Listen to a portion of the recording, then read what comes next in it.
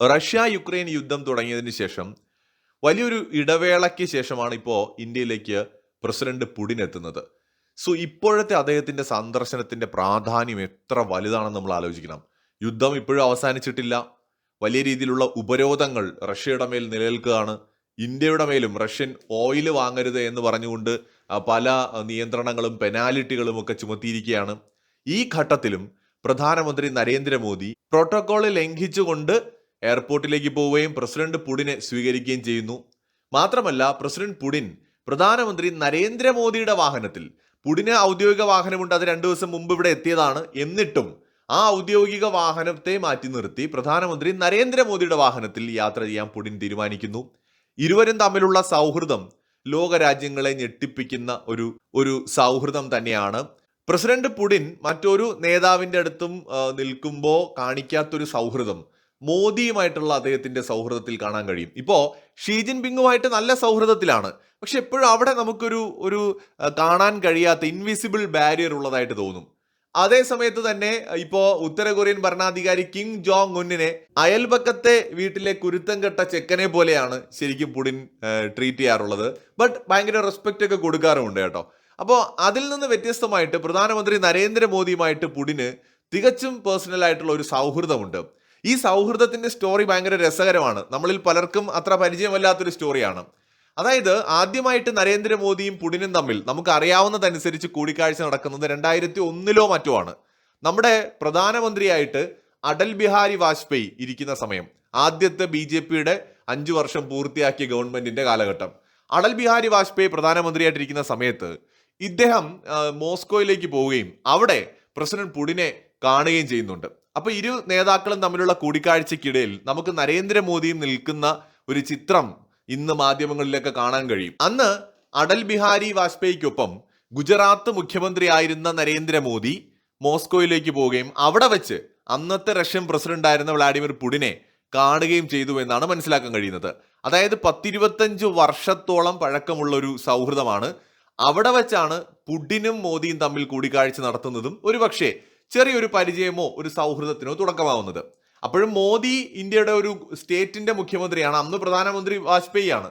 അപ്പൊ അതിനുശേഷം നരേന്ദ്രമോദി തുടർച്ചയായിട്ട് 2013 വരെ ഗുജറാത്തിന്റെ മുഖ്യമന്ത്രിയായിട്ടിരുന്നു. 14 വരെയും ഇരുന്നു.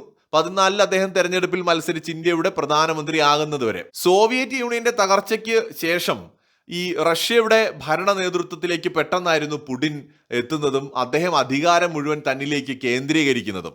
പിന്നീട് തുടർച്ചയായിട്ട് പുടിന്റെ കാലം തന്നെയാണ്. ഇപ്പോഴും റഷ്യ അടക്കി ഭരിക്കുന്നത് പുടിനാണ്. ഏതാണ്ട് 2.5 പതിറ്റാണ്ടിലേറെയായിട്ട് റഷ്യ എന്ന് പറയുന്ന വലിയ രാജ്യത്തെ, ലോകത്തെ ഏറ്റവും വലിയ രാജ്യത്തെ നിയന്ത്രിക്കുന്ന വ്യക്തിയാണ് ഈ പുടിൻ. അതേ സമയത്ത് തന്നെയാണ് ഏതാണ്ട് 2000-ന് ശേഷം തന്നെയാണ് പ്രധാനമന്ത്രി നരേന്ദ്രമോദി ഗുജറാത്ത് മുഖ്യമന്ത്രിയായിട്ട് അദ്ദേഹം അധികാരത്തിലേക്ക് എത്തുന്നത്. അപ്പോ പുടിന്റെയും നരേന്ദ്രമോദിയുടെയും രാഷ്ട്രീയ പ്രവേശം ഏതാണ്ട് അടുത്തടുത്ത കാലഘട്ടങ്ങളിലായിരുന്നു. പുടിൻ പക്ഷേ രാജ്യത്തെ ഏറ്റവും പരമോന്നത പദവികളിലേക്ക് എത്തിയപ്പോൾ പ്രധാനമന്ത്രി നരേന്ദ്രമോദി ആ കാലത്ത് നമ്മുടെ ഒരു പ്രധാനപ്പെട്ട സ്റ്റേറ്റിന്റെ മുഖ്യമന്ത്രി മാത്രമായിരുന്നു എന്ന് മാത്രം. തുടർച്ചയായി പല ഘട്ടങ്ങൾ മുഖ്യമന്ത്രിയായിട്ട് തുടർന്ന അദ്ദേഹം 2014 മാത്രമാണ് ഇന്ത്യയുടെ പ്രധാനമന്ത്രിയായിട്ട് മാറുന്നത്. പക്ഷെ അന്ന് തൊട്ട് ഇങ്ങോട്ട് പ്രധാനമന്ത്രി നരേന്ദ്രമോദിയും പുടിനും തമ്മിൽ വളരെ അടുത്ത സൗഹൃദമുണ്ട്. കഴിഞ്ഞ ദിവസം ഈ പുടിന്റെ ഒരു ഇന്റർവ്യൂ പുറത്തു വന്നിട്ടുണ്ട്. അപ്പൊ അതിനകത്ത് പുടിന്റെ ചില പ്രതികരണങ്ങൾ വളരെ ശ്രദ്ധേയമാണ്. അതായത് ഒരു ഘട്ടത്തിലും പുടിന്റെ മേൽ നരേന്ദ്രമോദിയോ നരേന്ദ്രമോദിയുടെ മേൽ പുടിനോ ഒരു സമ്മർദ്ദങ്ങളും ചുമത്തിയിട്ടില്ല. ഏതെങ്കിലും ഒരു രാജ്യത്തിനെതിരെ നിൽക്കാനോ അല്ലെങ്കിൽ ഏതെങ്കിലും ഒരു രാജ്യത്തെ തകർക്കാനോ അങ്ങനെ ഒരു രീതിയിലുള്ള സമ്മർദ്ദങ്ങളും ചെലുത്തിയിട്ടില്ല. പുടിന്റെയും മോദിയുടെയും ലക്ഷ്യം, വിശേഷിച്ച് ഇന്ത്യയുടെയും റഷ്യയുടെയും ലക്ഷ്യം രാജ്യ താല്പര്യങ്ങൾ മാത്രമാണ്. മറ്റുള്ളവരെ ദ്രോഹിക്കാനോ മറ്റുള്ളവർക്കെതിരായിട്ടോ ഉള്ള ഒരു സൗഹൃദമോ കൂട്ടുകെട്ടോ അല്ല.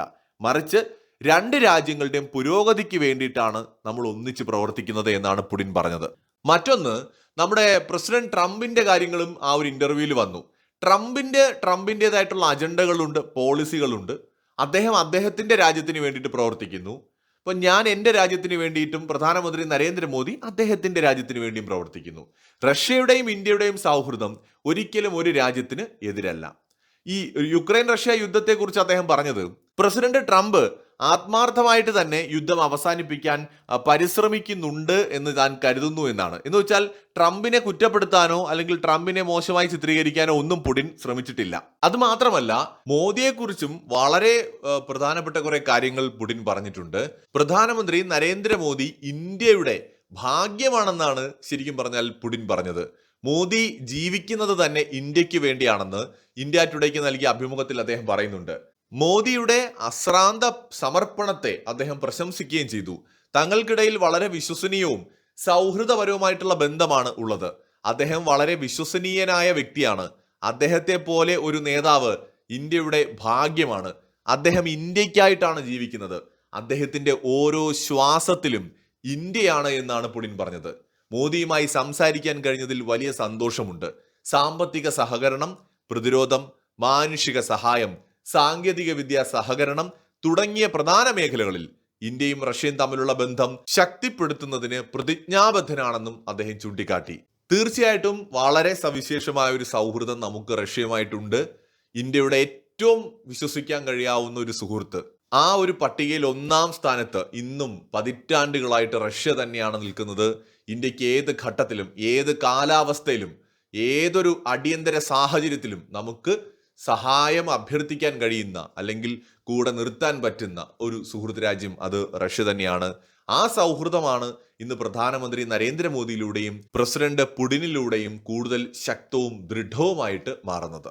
എന്തായാലും ഇരു നേതാക്കളും തമ്മിലുള്ള കൂടിക്കാഴ്ചകൾക്ക് ശേഷം സുപ്രധാനപ്പെട്ട പല കരാറുകളും ഒപ്പുവയ്ക്കുമെന്നാണ് സൂചന. കൂടുതൽ അപ്ഡേറ്റുകളുമായി വീണ്ടും കാണാം.